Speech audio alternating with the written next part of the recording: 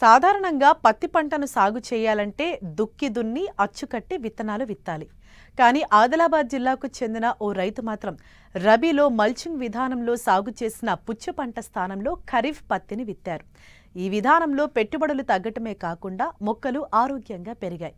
అధిక దిగుబడి వచ్చే అవకాశమూ ఉందంటున్నారు.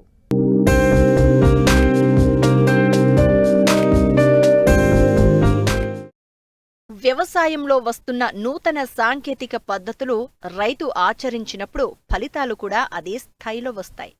ఇందుకు నిదర్శనమే ఆదిలాబాద్ జిల్లా తలమడుగు మండలం దేవాపూర్ గ్రామానికి చెందిన రైతు శానం సంతోష్ కుమార్.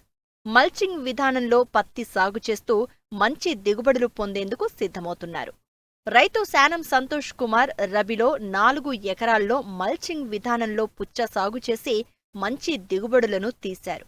అదే మల్చింగ్ పై ఈ ఖరీఫ్లో పత్తిని నాటారు. ప్రస్తుతం 40 రోజుల దశలో పత్తి ఉంది.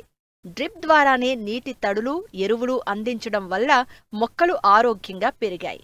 మంచి దిగుబడి వచ్చే అవకాశం ఉందని రైతు ఆశాభావం వ్యక్తం చేస్తున్నారు. నేను గత సంవత్సరము 4 ఎకరాల డ్రిప్ మల్చింగ్ సిస్టంలో 4 ఎకరాల వాటర్ మిలన్ వేసిన. వాటర్ మిలన్ వేసిన తర్వాత మనకు 80 టన్నుల వరకు దిగుబడి వచ్చింది. ఒకటి డిస్టెన్స్ నేను 6 ఫీట్ పెట్టిన, 4.5 ఫీట్స్ కింద పెడితే 120 టన్స్ కూడా వచ్చేది. ఇక దీన్ని ఎందుకు వేస్ట్ చేసుడు మల్చింగ్ అని చెప్పి దానిలోనే మనం కాటన్ వేసినాము. 1.5 ఫీటు లెంత్ ఉంటుంది కాబట్టి మనకి ఇప్పుడు 6 ఫీట్ల వెడల్పు ప్లస్ 1.5 ఫీట్ల విత్తనం పెట్టినాం. మనము 6 ఫీట్ల వెడల్పులో మనం విత్తనం డిస్టెన్స్ వచ్చింది మనకు.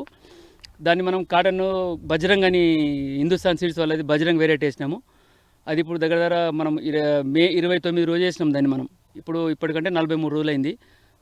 దానికి మనము డ్రిప్ ద్వారా 1261 ఇచ్చినాం దానికి. ఇప్పుడు మళ్ళీ మనం మామూలుగా చిన్న హోల్స్ ఉన్నాయి కాబట్టి కొంచెం మనం సాయిల్ కిట్ 28 మామూలుగా కూలీలతో నేర్పించినాం దాన్ని.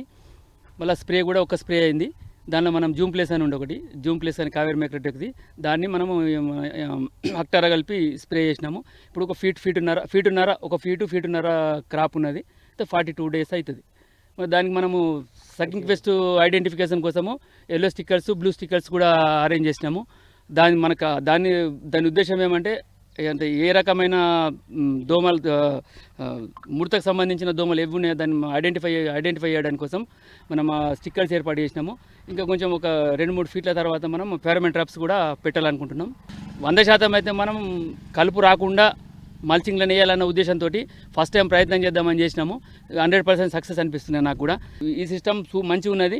ఒకటి ఏమంటే డ్రిప్ బ్లాక్ కాకుండా చూసుకుంటే సరిపోతుంది. నాకైతే ఇప్పటికైతే మంచిగా అనిపిస్తున్నది. అందరు రైతులు కూడా డ్రిప్ సిస్టమ్ని యూజ్ చేసి కాటన్ కానీ ఏ ఇతర పంటలు పండించుకోవాలనుకున్న డ్రిప్ సిస్టమ్ ద్వారా పండించుకోవాలని నా యొక్క విజ్ఞప్తి.